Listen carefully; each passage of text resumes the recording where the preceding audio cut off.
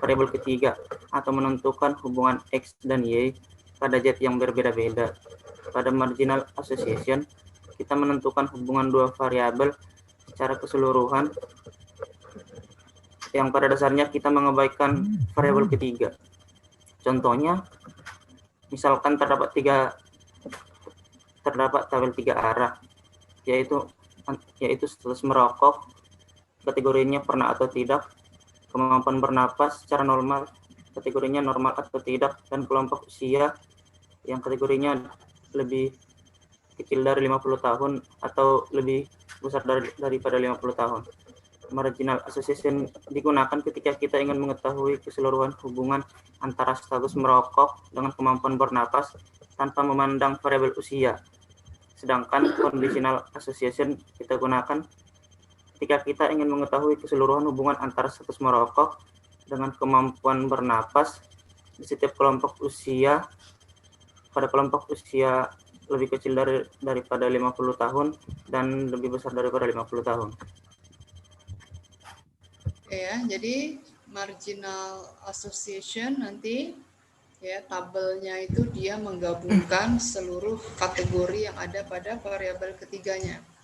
Ya, sementara nanti conditional association yang berasal dari tabel parsial, ya dia membuat tabelnya itu sejumlah kategori dari variabel ketiganya. Oke, Siti Ainia. Iya, Bu. Ya, satu pertanyaan. Jelaskan apa saja kondisi yang menyebabkan terjadinya Simpson paradox pada tabel 3 arah. Simpson paradox.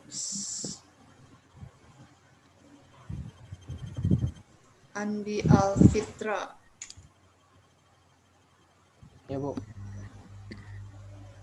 Simpson's paradox itu adalah suatu fenomena yang terjadi ketika terdapat perbedaan hasil uji independence dari tabel marginal dan tabel parsial. Yang dikarenakan karena pada tabel marginal kita mengabaikan variabel ketiga, sedangkan pada tabel kondisional kita menjadikan variabel ketiga itu sebagai bentuk leveling atau pembagian.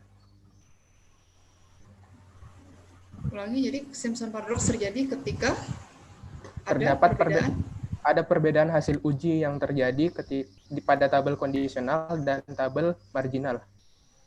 Ya, jadi ada perbedaan ya kesimpulan nanti di akhirnya atau putusannya ya pada tabel marginal dan tabel parsial. Ya, yang satu independen, yang satu dependent. Ya, maka terjadi Simpson paradox. Ya, oke ya. Jadi tugasnya sudah selesai, sudah diupload? Yap, sudah, Bu. Ya, mudah kan ya? Izin bertanya, Bu. Gimana? Untuk yang nomor 3E itu kan kita mencari ini ya, Bu, apa? Conditional independence. Nah, itu kan syaratnya itu dia harus homogeneous association dulu ya, Bu.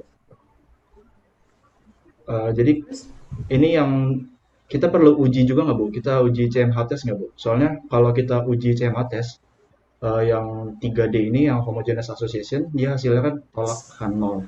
Jadi tandanya kan tidak terdapat asosiasi homogen. Tapi sedangkan kalau yang 3E-nya ini, kalau kita uji CMH test, dia nanti gagal tolakan 0, Bu, kesimpulannya. Jadi terdapat gagal tolakan 0, ya. Jadi terdapat ya, conditional independence. Hierarki ya sebetulnya. Ya, prosedurnya adalah hierarki dia ya. Ketika nanti di homogeneousnya dia tolak H0, kalau tolak H0 artinya apa? Minimal ada satu yang beda gitu kan? Iya. Ya udah stop sampai di situ dan berikan penjelasan nanti untuk poin berikutnya. Gitu ya. Jadi kita jangan lompat. Itu seperti kalau kalian uji ANOVA ya, di ANOVA itu dia gagal tolak. Tapi kalau kalian pakai uji 2K dia ada yang beda. Idem kayak gitu. Paham ya? Paham. Berarti nggak perlu kita tes ya, Bu? Kalau nggak perlu kesimpulan. dites, ya. Nggak perlu dites. Meskipun hasilnya dia demikian, ya, tapi itu adalah prosedur yang berurut dia. Pakai itu nggak pakai SPSS nggak kerjanya? Iya, pakai, Bu. Ya, pakai SPSS ya. Jadi nanti urutannya tetap diperhatikan hierarkinya. Ya, analoginya dengan ANOVA dan uji Tukey. Ya. Baik, Bu. Terima kasih Masih banyak, ingat Bu. kan ANOVA ya? Masih, Bu. Insya Allah. Ya, oke. Keren lupa. Ya, oke. Tadi sudah dilihat videonya? Sudah, Bu.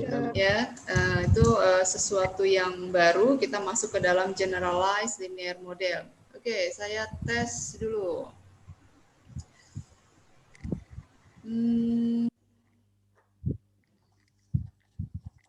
Namanya nggak kelihatan ini ya.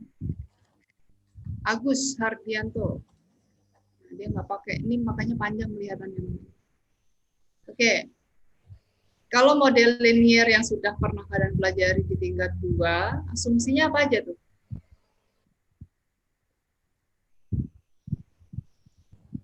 Agus Hardianto. Di-unmute.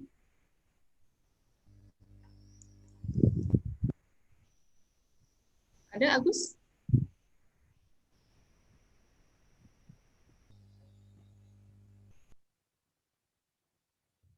Halo Agus. Halo, ya Bu, Ya. ada Bu, Oke.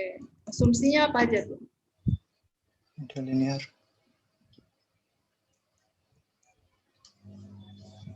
Regresi linear aja ya. Regresi linear kemarin kan asumsinya ada berapa? Masih ingat kan? Bentar, Bu.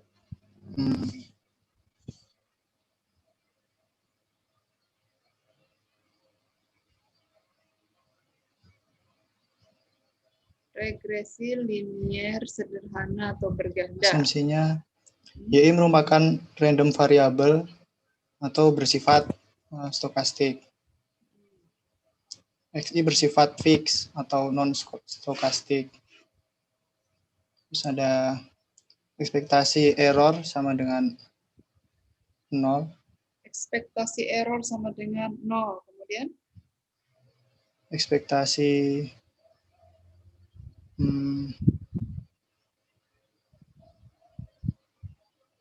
EI kuadrat sama dengan varians. ekspektasi EI kuadrat sama dengan varians. Variansnya apa nih? Jangan sebutkan varians, karena dia bisa sigma kuadrat, bisa sigma kuadrat I. Yang mana? Sigma kuadrat atau Yang sigma kuadrat, Bu. Sigma kuadrat. Terus? Ekspektasi EI EJ sama dengan 0. Untuk EI yang tidak sama dengan J. Non-auto korelasi. Ya, non-auto korelasi gitu ya. Jadi asumsinya dia harus linear. Linear itu maksudnya adalah linear terhadap parameternya. Ya. Ini papan tulis saya kelihatan nggak? Ya. Kelihatan, Bu. Ini lama-lama saya gerah juga kalau nggak nulis di papan tulis ya, kalau ngajar. Oke. Karena nggak afdol kayaknya. Ya, Y sama dengan beta 0 plus beta 1x plus error. Ini ya, nggak mirror kan ya? Oke. Enggak, Bu. Nah, ini artinya ya linear, yang linear itu adalah parameternya, bukan variabel x-nya. Linear ada dua konsepnya, linear dalam parameter dan linear dalam variabel. Ya, kita perhatikan parameternya. Ini parameternya linear terhadap y. Gitu ya, makanya kemarin kalian juga mempelajari yang beta 0 plus beta 1x kuadrat plus error. Gitu ya, yang fungsinya adalah, fungsi apa ini namanya? X kuadrat, kuadratik kan? Ya, X kuadrat kan bentuknya kuadratik kan? Ya, meskipun X-nya di sini kuadrat, tapi betanya dia tetap pangkat 1. Ya, dia tetap linear terhadap Y-nya. Ya, makanya yang dicek adalah linearitas di dalam parameter. Penekanannya di situ, bukan terhadap variabel, ya. Tapi kalau bentuknya seperti ini nanti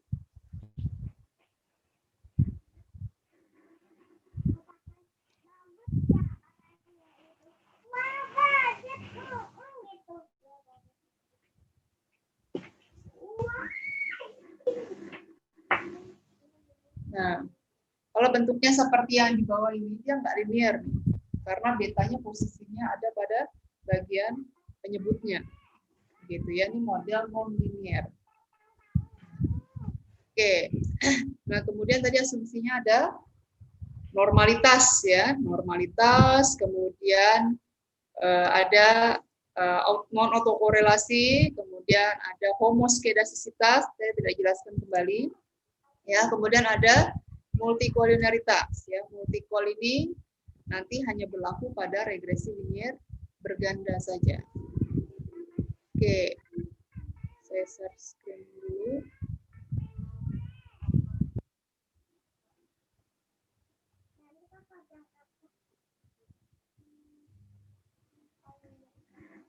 Oke, sudah terlihat layarnya ya.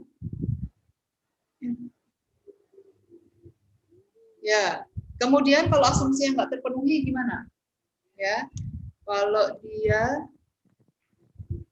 asumsinya tidak terpenuhi, maka dia harus menggunakan transformasi kan? Ya, transformasinya kan banyak tuh, tergantung nanti pelanggaran asumsinya yang mana. Itu kalau kita bisa pastikan memang Y-nya adalah kontinu. Ya, yang memang tepat menggunakan regresi linear sederhana atau berganda.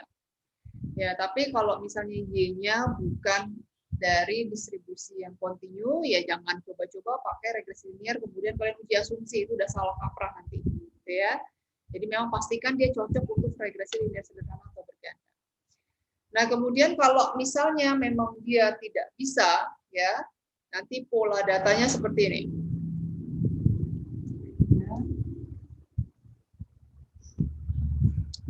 Ada yang pola datanya, plotnya dia memang linear, ya. Kalau plotnya linear, ya cocok dengan regresi linear, ya.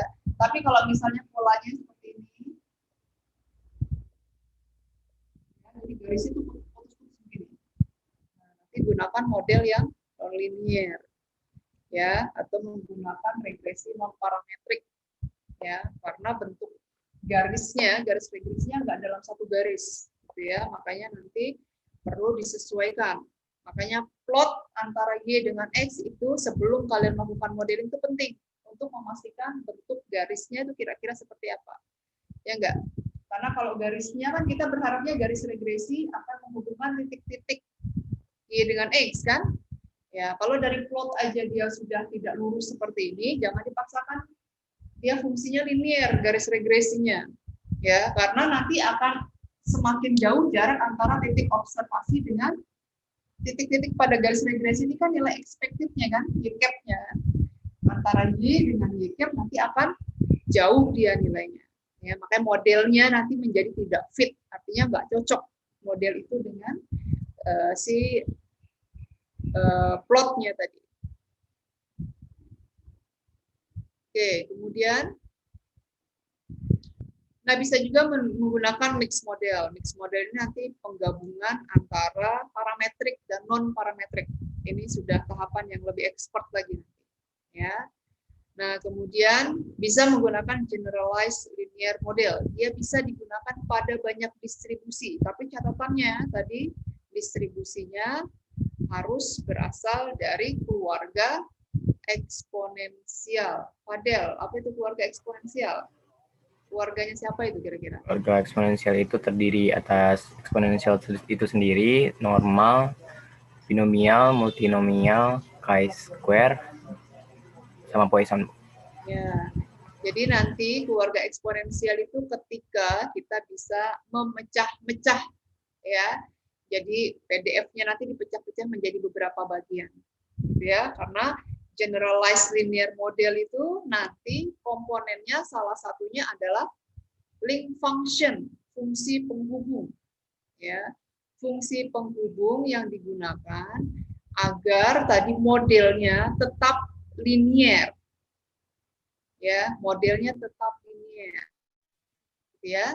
Jadi kalau dari pengertiannya di sini generalize, ya, generalisasi dari OLS yang menghubungkan antara komponen sebelah kiri, ya, tadi ada Y sama dengan beta 0 plus beta 1X plus error di sini kan, ada ruas sebelah kirinya yaitu Y kan, ya, sebelah kanannya beta 0 plus beta 1X dan teman-temannya itu, yaitu ruas sebelah kanan. Makanya di sini komponennya kita bagi, ada komponen random, ada komponen sistematik, ada fungsi penghubung. Fungsi penghubung ini sebetulnya nggak terlihat awalnya, gitu ya. Tapi terutama ketika regresi linier, ya ada fungsi penghubungnya yaitu matriks identitas. Matriks identitas itu matriks yang seperti apa? Rifki Gustiawan, matriks identitas itu kayak gimana bentuknya? Matriks yang diagonalnya 1. Iya. Yang diagonal utamanya 1 atau 1 semua isinya? Yang isinya semua, yang isinya itu 1 semua, Bu. Isinya 1 semua, apa diagonal utamanya 1?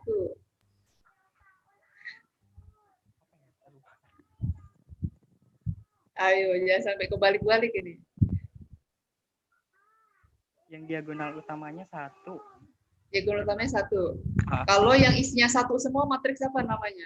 Iwayan? Enggak. Yang isinya 1 semua. Matriks idempoten kali, lupa saya. Idempoten? Matriks apa? Itu kan pernah dipakai untuk perkalian matriks mencari SSR, SSE, dan SST. Matriks head itu mungkin ya? Matriks head beda lagi tuh. Matriks apa itu? Yang isinya 1 semua. Masih ingat mencari SSR dengan matriks? Yang H bukan? Nah, ya ada matriks yang isinya 1 semua itu. Ya, simbolnya matriks J namanya. Ya, jangan sampai lupa itu. Oke. Ya, kemudian ada fungsi penghubung ya. Tadi sudah. Nah, komponen random ini ya, komponen random ini yang berada pada ruas sebelah kiri ya.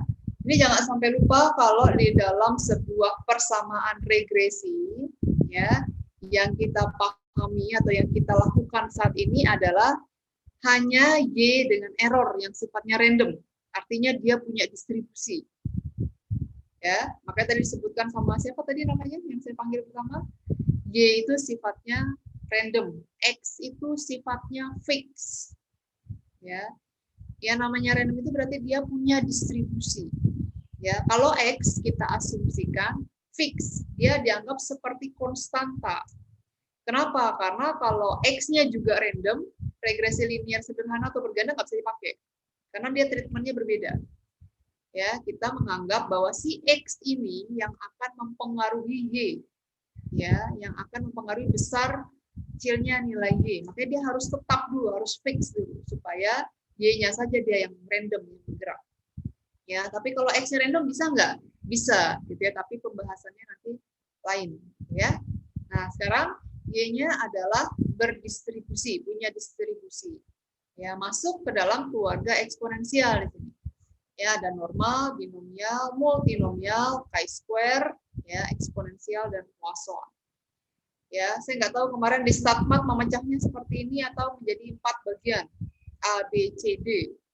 Ya, sama aja sebetulnya. Ya, ini ada kita fungsi kepadatan peluangnya nanti kita kelompokkan. Ya, yang mengandung parameter dia sendiri, yang mengandung variabel y-nya dia sendiri, ya menjadi komponen b, y, i. Kemudian di sini ada eksponen y, i, q, theta. Ini gabungan. Ya, jadi di dalam eksponen ini ada y, dan ada parameter. Ya, jadi nanti kita akan ambil q, theta, i-nya. Ya, saya contohkan misalnya di sini. Stop sharing dulu. Kita ambil distribusi dari kelihatan nggak? I pangkat I 1 ini pangkat 1 ini. Kelihatan ini distribusi apa namanya? Is2. Distribusi apa nih? V pangkat Y 1 min V pangkat 1 min Y. Beta mungkin, Bu. Distribusi apa nih? V pangkat Y 1 min V pangkat 1 min Y. Binomial, Bu. Binomial. Yakin di binomial begini. Bukan satunya. Satunya binomial itu Satunya binomial. Bernoulli. Ya, Bernoulli. Jangan satunya binomial. Ya. Oke, ini Bernoulli. Nah, ini ya binomial kan juga pengulangan sebanyak n kali dari ini kan. Ya, sekarang kita ambil yang sederhananya dulu. Ya, kalau contoh itu ambilnya yang sederhana, yang gampang. Ya, nanti kalau soal ngasihnya yang susah gitu kan. Ya, itu udah hukum alam gitu kan. Ya, oke. Nah, sekarang kita pecah menjadi tadi komponen tadi. Ya, ini kita kelompokkan. Ya, 1 min V. Ini bisa dipecah nih, yang sebelah sini. Ini menjadi V per 1 min V pangkat Y. Benar nggak? Ya, yang Y sama yang Y dikelompokin nih. Ini kan V pangkat Y, ini 1 min V. 1 min Y ini kita pecah. Ya, yang pangkat 1 kita keluarkan sebelah kiri, yang pangkat min Y berarti dia bisa ditaruh di bawah. Ya, kalau digabungkan menjadi seperti ini, Y. Ini kan? Nah, kemudian di sini kita lakukan operasi matematik, manipulasi lah ceritanya. Ya, eksponen, ya, karena di sini ada eksponen, berarti di dalamnya harus ada len supaya saling menghilangkan kan? Ya enggak? Ini sama ini kan saling menghilangkan. Len di sini V per 1 min V pangkat Y. Ya. Oke, kemudian ini bisa hilang. 1 min V dan ya, sorry. Y-nya ke bawah. Di sini Y dan V per 1 min. Ini kan jadinya ya. Ya enggak? Ya, ini udah sama nih berarti. Tadi yang ada komponen dari V-nya namanya apa? A theta tadi kan? Ya, A theta yang mengandung parameternya itu adalah 1 min V. Ya. Kemudian B, Y-nya berapa nilainya? BY-nya? 1 ya, karena dia nggak ada kan? Ya dianggap 1. Nah, kemudian tadi yang eksponen Y Q theta. Ya, ini Q theta-nya. Ya. Jadi di sini Q theta-nya itu sama dengan ln V per 1 min V. Nah, gitu ya. Nah, Q theta ini yang disebut dengan natural parameter. Ya, natural parameter. Yang disebut sebagai link function. Fungsi hubungnya. Gitu ya, fungsi hubung. Ya, nanti kalau binomial tambahkan aja di sini depannya ya. Fungsinya tetap sama nanti pembagiannya. Ya, itu buat tugas kalian nanti. Ya, buat PR kan kalau yang binomial. Ya. Ketemunya harus seperti ini juga. Ya, karena dia kan sama nih. Q theta-nya harus ln V per 1 min V juga. Pokoknya dapatnya di sini. Yang beda hanya di depannya aja. Ya, Q theta-nya nanti harus sama dapatnya. Nah, ini yang menjadi fungsi penghubungnya. Gitu, ya.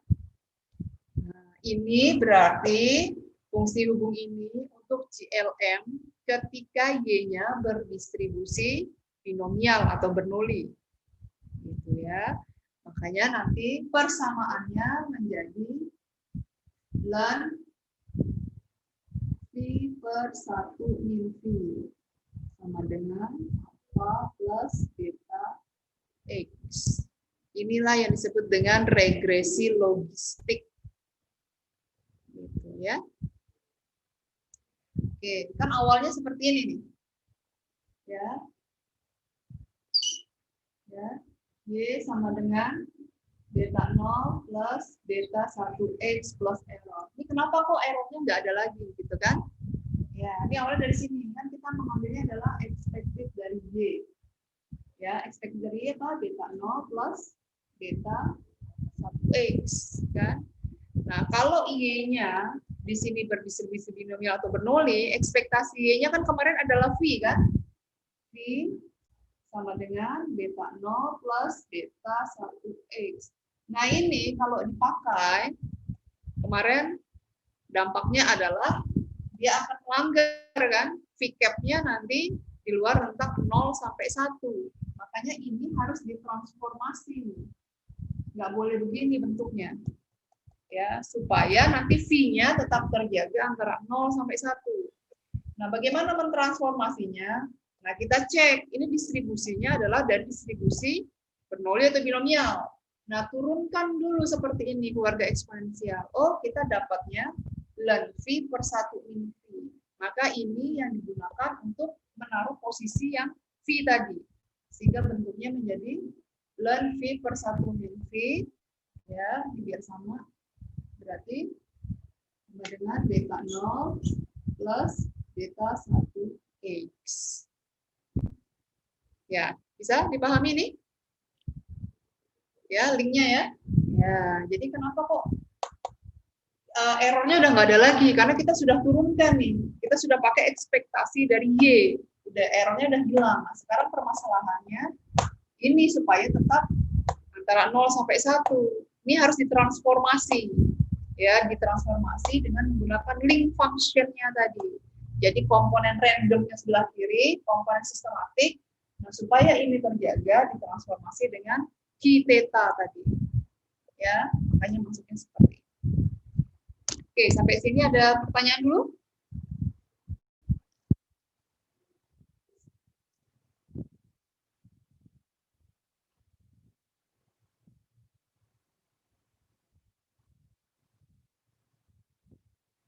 Jelas ya?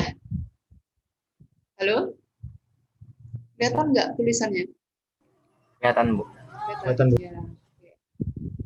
Ya, mau dicatat dulu atau saya hapus langsung? Sudah selesai ini? Saya hapus ya? Sudah di-record kok, Bu. Sudah di-record, oke. Bisa ya nge-record ya? Bisa, Bu, pakai software. Oke. Ya, itu tadi kalau dia adalah distribusinya Bernoulli atau binomial. Oke. Nah, sekarang gimana kalau distribusinya Poisson? Masih ingat Poisson bentuknya? E pangkat min lambda aja ya. Kemudian E pangkat min lambda per lambda faktorial. Lambda pangkat Y dulu. Lambda pangkat Y per Y faktorial. Ya. Nah, sekarang kita pecah lagi kayak tadi. Ya. Kita pecah di sini ada E Maaf, Bu. Yang bagian atas itu agak silau, Bu, nggak kelihatan. Agak silau. Yang di tulis. Ini. Yang ininya. Iya. Oke. Oh. Ya, ini soalnya mataharinya pas di depan sini. E pangkat min lambda pangkat Y per Y faktorial. Ya. Ini bisa kita turunkan langsung nih. E pangkat min lambda. Kemudian ada 1 per Y faktorial gitu kan. Nah, sekarang ini yang ada Y dengan tetanya tadi parameternya. Kan parameternya lambda.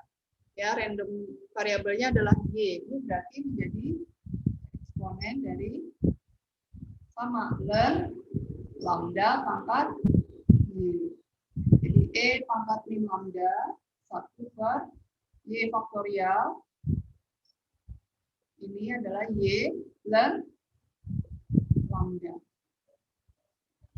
Ya, jadi kalau distribusinya Poisson, ya, tadi Y-nya kalau data count atau distribusinya Poisson, maka tadi ketemu nih link function-nya adalah ln lambda. Ln lambda. Makanya di sini kan ekspektasi dari Y, kalau Y-nya adalah Poisson, apa nilainya? Kalau Poisson, yang unik dari Poisson, nilai expected-nya sama dengan nilai variance-nya kan? Ya enggak? Nilai expected value-nya sama variance sama kan? Sama dengan lambda dia. Nah, lambda. Ya, harusnya kan begini nulisnya. Nah, tapi lambda nilainya berapa sampai berapa? Poisson itu nilainya berapa sampai berapa? Rentangnya. Kalau normal min tak hingga sampai tak hingga, kalau Poisson rentangnya antara 0 sampai tak hingga. 0 sampai tak hingga kan. Tapi kalau begini nulisnya, lambdanya bisa negatif nih. Ya kan? Nah, makanya supaya ini terjaga, kita turunkan dulu distribusi Poissonnya. Sehingga nanti ruas yang sebelah kiri, ya ini di-adjust dengan link function tadi. Sehingga menjadi ln lambda sama dengan beta 0 plus beta 1x. Nah, inilah yang disebut dengan regresi Poisson. Gitu ya. Bisa dipahami ya? Sampai sini. Ada pertanyaan dulu? Ya, nanti binomialnya buat PR.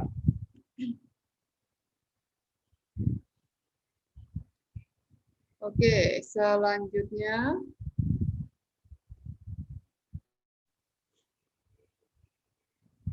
Ya, tadi kitetanya sudah kita turunkan. Ya, kalau komponen sistematik ya ruas sebelah kanan aja tadi ya, yang ada beta dengan x tadi. Oke, nah fungsi hubung tadi sudah saya jelaskan. Nah, makanya kenapa di sini jenis-jenis fungsi hubungnya ada yang disebut dengan logit link. Ya, jadi ini tulisannya log tapi aplikasinya nanti pakai len juga ya. Jadi slide ini. Len V per 1 min V. Ya, jadi len V per 1 min V itu disebut dengan logit link. Ya, logit link ya.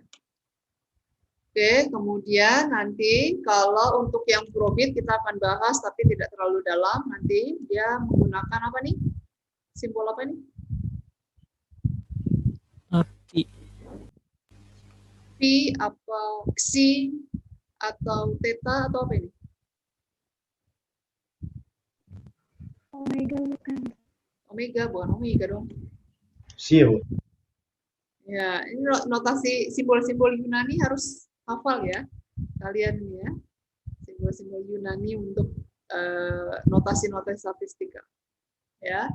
Nah, kemudian kalau log link tadi, kenapa kok bentuknya menjadi len lambda gitu ya? Karena setelah diturunkan dari distribusinya tadi, dia menggunakan len lambda sebagai natural parameternya atau fungsi hubungnya. Ya, nanti selain regresi Poisson, dia juga digunakan ke model log linear. Ya, model log linear mungkin kita bahas mulai pertemuan minggu depan. Ya, kita sudah masuk ke dalam modeling. Ya, oke. Nah, ini ringkasan saja sebetulnya. Coba perhatikan di sini kalau Y-nya kontinu, intinya kalau Y-nya semua kontinu, ya baris 1, 2, 3, 4, X-nya mau kontinu, mau kategorik, mau gabungan, ya, dia link function-nya menggunakan matriks identitas. Ya. Nah, kemudian kalau dia menggunakan binary, ya, 0101 kategorik, ya, dia menggunakan link function-nya logit. Tapi kalau Poisson dia menggunakan link function-nya log. Nah, ini nama distribusinya. Nama regresinya, regresi logistik dan regresi Poisson. Ya, kalau yang atas 4 ini kita udah lewat nih materinya. Oke, estimasi parameter ya, ini yang seperti saya sebutkan di awal kemarin, dia tidak perlu mengestimasi secara manual gitu ya. Meskipun kalau baru 1 sebetulnya masih bisa kalau X-nya cuma 1 ya. Tapi di sini kita serahkan aja sama software, dia menggunakan MLA. Ya, prinsipnya menggunakan MLA. Ya. Kalau semakin banyak, ya dia menggunakan prosedur iteratif ya yang semakin kompleks. Ya, bisa pakai Fisher scoring, bisa pakai Newton-Raphson. Nah, bagaimana alurnya kalau kalian mau melihat dia sintaksnya itu seperti apa? Ya, sintaksnya diturunkan dari rumus. Nah, rumusnya terutama untuk yang Newton-Raphson ini ada di buku Agresti. Ya. Oke, kemudian nah ini prosedur iterasi sebetulnya seperti ini. Ya, yang namanya iterasi berarti kita mengambil dulu sebuah initial value. Ya, apa itu initial value? Nilai tebakan pertama kan? Ya, ini kita tebak dulu nih nilai betanya sekian. Nah, kemudian dia dengan memasukkan tadi sesuai dengan distribusinya, kita lakukan iterasi, ya dapat betanya. Ya, kemudian ternyata dia belum maksimum tuh fungsi likelihood-nya, ya. Nah, kemudian dia terus seperti itu sampai dia memaksimumkan dan betanya ini sudah konvergen. Konvergen itu artinya dia udah nggak bergerak-gerak lagi. Kan kita misalnya nebak nih pertama 1 gitu kan. Nah, itu selama memaksimumkan fungsi likelihood-nya dia akan terus bergerak ya, mencari estimasi parameter beta sampai dia nanti konvergen. Ya, misalnya nanti dia mau stop di 2,3. Ya, mungkin di awal-awal dia bergerak tuh 1, 1,7, 1,9, 2 gitu kan. Nah, nanti ketika misalnya sudah sampai 2,3 tadi, ya 2,3 terus gitu, berulang-ulang 2,3 berarti artinya estimasi parameternya adalah 2,3 karena dia sudah mulai konsisten, sudah mulai konvergen gitu. Gitu ya, jadi itu ilustrasinya. Nah, kemudian model fit, ya, ini seperti goodness of fit aja ini, ya. Goodness of fit kita menggunakan percent chi-square, deviance dengan residual, bisa 3 cara di sini. Ya, kalau percent chi-square tadi sudah dijelaskan di dalam video sebetulnya, ya. K ini adalah banyak kelompok nanti, ya. Karena kita menggunakan uji percent chi-square ini kalau di dalam software namanya uji Hosmer. Ya, uji Hosmer dia mengelompokkan dulu, nanti kita ketika masuk ke dalam regresi logistik kita akan pelajari ini lebih lanjut. Gitu ya. Nah, yang kita harapkan kan, anggap aja OIJ ini adalah Y, EIJ ini adalah Y cap. Ya, kita kan berharapnya Y cap itu dekat sama Y kan. Ya, jangan sampai jauh-jauh nilainya kan. Kalau jauh-jauh berarti artinya apa? Garisnya makin menyimpang kan. Ya, makanya kita mengharapkannya Y cap itu mendekati Y, ya, supaya nanti kan semakin kecil ya jaraknya berarti semakin bagus tuh modelnya, ya, semakin berhimpit antara Y dengan Y cap. Nah, kemudian nih deviance Y kuadrat tadi ada 2 jenis, di depan sama di belakang, ya. Kalau di depan ini untuk model fit, ya. Nah, kalau yang di depan ini kita ingin membandingkan antara 2 model. Model yang parsimoni dengan model yang saturated, lebih lengkap. Nah, nanti mekanisme penggunaan rumus ini akan kita gunakan ketika masuk ke dalam model log linear. Mencari model yang lebih sederhana. Ya, model yang sederhana dan dia fit. Ya. Kemudian kalau yang standardized residual, ya ini sudah kalian harusnya pernah mempelajari di tingkat kedua kemarin ya. Jadi kita mau melihat ini ada batasnya beda-beda antar buku. Ada yang pakainya 2, ada yang pakainya 2,5, ada yang pakainya 3 jaraknya. Ya, kalau yang saya gunakan di sini kita ambil yang moderate saja. Ya, ambil yang standarnya harga mutlaknya 2 dia. Ya, semakin banyak yang jaraknya lebih dari 2, ya berarti dia menunjukkan tadi antara Y dengan Y cap-nya jauh nilainya. Ya. Oke. Nah, kemudian ini inferensia, ini sama juga, ada uji simultan, ada uji parsial. Ya. Nah, uji simultannya pakai likelihood ratio test. Ya. Pakai likelihood ratio test di sini. Oke, nah ini sama rumusnya dengan yang awal tadi. Nah, tapi kalau yang di sini H0-nya, ini hipotesisnya seperti hipotesis UGF. Ya, Nafisa, hipotesisnya seperti apa? Kalau UGF, ada 3 variabel misalnya. Hipotesis 0 untuk UGF pada regresi, kalau ada 3 variabel. X.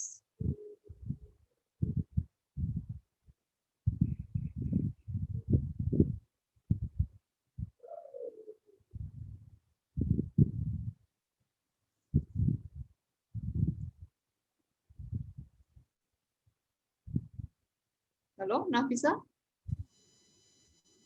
Ya, ya, gimana bentuk hipotesisnya?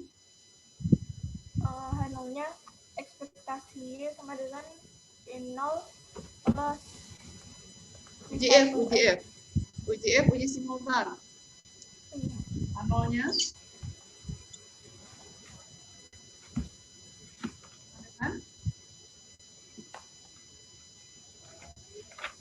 simultan?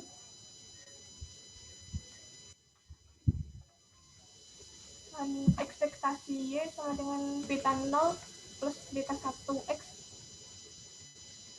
Ekspektasi Y sama dengan beta 0. Beta 0 plus beta 1X. Ekspektasi Y sama dengan beta 0 plus beta 1X. Ini uji apa ini kira-kira? Ada yang masih ingat kalau hipotesisnya ini? Ekspektasinya sama dengan beta 0 plus beta 1X. H1-nya beta ekspektasinya tidak sama dengan beta 0 plus beta 1X. Linearan model. Lack of fit. Ya, ini uji lack of fit nih kalau hipotesisnya seperti ini. Uji simultan, uji F. Beta 1 sama dengan 0. Beta 1 ada tiga variabel X. Berarti H0-nya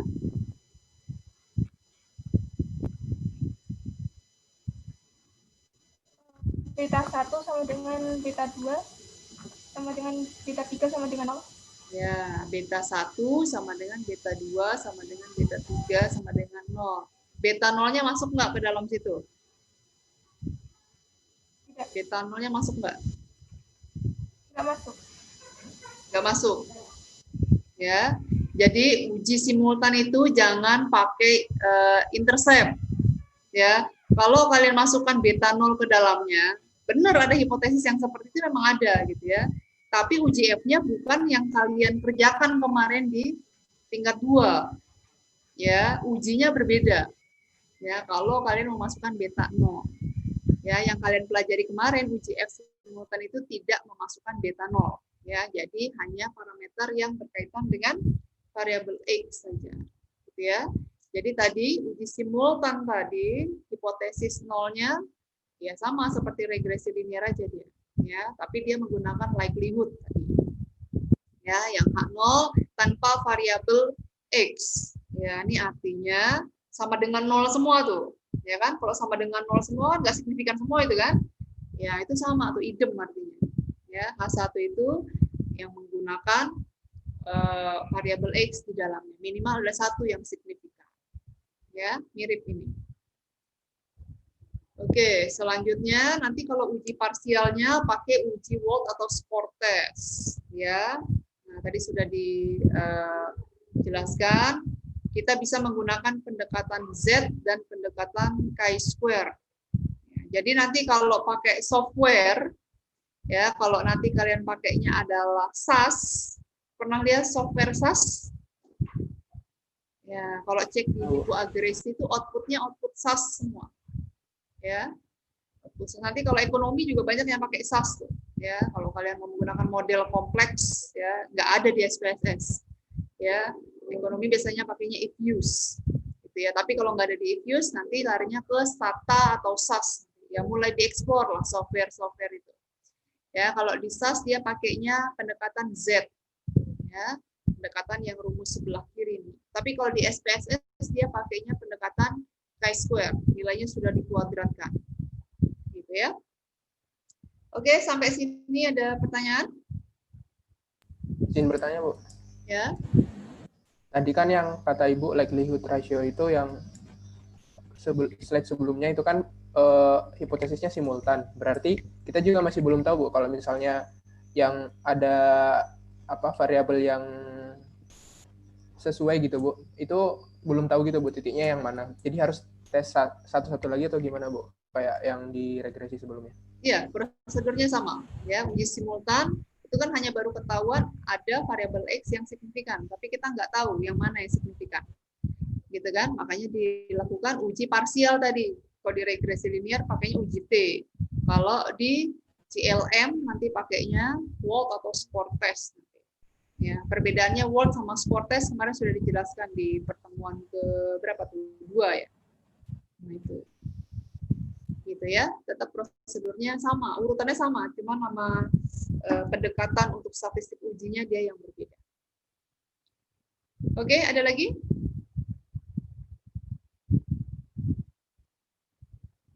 Ya, nanti kalau nggak ada, saya harapkan nanti sebelum pertemuan berikutnya kalian buka dulu buku Azen, ya, masuk ke dalam model log linear, ya, karena ini model yang baru, ya, sebisa mungkin kalian explore dulu sebelum diberikan materinya supaya nanti lebih cepat nyambungnya gitu, ya, karena itu biasanya saya gunakan full menulis di papan, ya, tapi karena keterbatasan ya agak terhambat nanti karena waktunya cuma 1 jam kan untuk Zoom ini, gitu ya.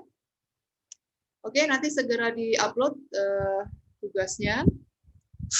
Kemarin saya cek masih ada yang keliru tuh menuliskan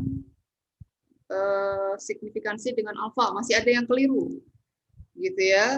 Uji hipotesis dengan tingkat kepercayaan 95%. Gitu ya, itu terlihat sepele tapi fatal itu, gitu ya. Makanya prosedur uji hipotesisnya diingat-ingat kembali, ya. Kemudian wilayah kritis, jadi stepnya harus jelas. Jadi kalian jangan tiba-tiba ujuk-ujuk gitu ceritanya, ya, ujuk-ujuk melakukan penghitungan, kemudian tolak dan kesimpulan. Hipotesisnya ditulis dulu, ya, hipotesisnya ditulis dulu, kemudian nanti alfanya berapa, temukan dulu wilayah kritisnya, ya, lakukan penghitungan untuk statistik ujinya, ya, kemudian nanti dibandingkan tolak atau gagal tolak, baru disimpulkan. Itu adalah stepnya, ya, alur yang memang itu pakem, ya. Nanti kalau tidak dibiasakan ketika skripsi, nanti modelnya begitu juga nanti, gitu ya. Nah, nanti karena tidak aware dengan bagaimana menuliskan hipotesisnya, gitu ya. Nah, biasanya kalau nggak aware seperti itu, cuman bermodal kopas dari kakak tingkat. Ya, skripsi kakak tingkat bisa aja kepleset itu kan. Ya, ntar kalau salah, salahnya berjamaah tuh nanti. Ya, salahnya ngikut sampai adik-adik tingkatnya nanti. Ya, itu masih ada sampai sekarang. Gitu ya, makanya hati-hati, biasakan untuk menulis secara prosedural. Oke, ya. Kalau tidak ada lagi, saya akhiri. Bu, saya izin tanya, Bu. Ya. Untuk tugas ini kan menurunkan binomial ya, apakah dia berdasarkan keluarga eksponensial. Nah, nanti itu link penghubungnya kita cari tahu, maksudnya link penghubung dari apa itu? Binomial kan sudah pasti dia keluarga eksponensial. Ya. Jadi tugasnya itu gimana, Bu? Ya diturunkan seperti tadi. Diturunkan seperti tadi, mirip seperti tadi, harus ketemu Q theta-nya itu ln V per 1 min V. Ya, kalian pecah gitu ya, sudah diturunkan, pecah mana komponen A theta, mana komponen B Y, mana komponen yang satu tadi eksponen Y Q theta. Itu yang dipecah. Nah, berbeda dengan Bernoulli tadi. Ya. Tadi komponennya ada yang berbeda dengan Bernoulli. Makanya saya ingin lihat kalian menurunkan dan membaginya itu seperti apa. Gitu ya. Nggak usah dibuktikan lagi dia keluarga eksponensial, dia memang sudah keluarga eksponensial, tapi mempartisinya itu yang harus kalian buat, gitu ya, supaya bisa meyakinkan bahwa memang dia bisa menggunakan regresi logistik karena link function-nya adalah logit link, sama seperti Bernoulli. Oke ya? Ya, oke. Ada lagi? Satu lagi, Bu, untuk tugasnya ini boleh di buku atau nggak apa-apa juga, Bu, di kertas? Ditulis. Ya, tulis di buku, nanti seperti biasa di foto, baru nanti dikirimkan. Kalau udah yang terlanjur di kertas itu, atau harus ditempel atau gimana, Bu? Terlanjur di kertas? Iya, maksudnya pokoknya tugas-tugas sebelumnya. Semua tugas dikumpulkan jadi satu di buku khusus ADK. Ya, jangan membuat lembaran-lembaran nanti hilang. Yang rugi bukan saya, tapi kalian sendiri nanti. Ya, ketika nanti ujian misalnya kebenaran open book, lembaran-lembaran itu nggak tahu nanti udah menjadi bungkusan apa nanti kan. Ya, kalau buku kan dibuka semua nanti. Gitu ya. Dan kita nggak tahu nanti tugasnya apakah hanya menganalisis, apakah menurunkan rumus, gitu ya. Apakah nanti melakukan proses penghitungan. Nah, itu harusnya semua terdokumentasi dengan baik di dalam buku tadi. Gitu ya. Diarsipkan. Oke? Ada lagi? Ya, oke. Mudah-mudahan jelas ya. Nanti sudah daftar seminar nasional belum kalian? Sudah, Bu.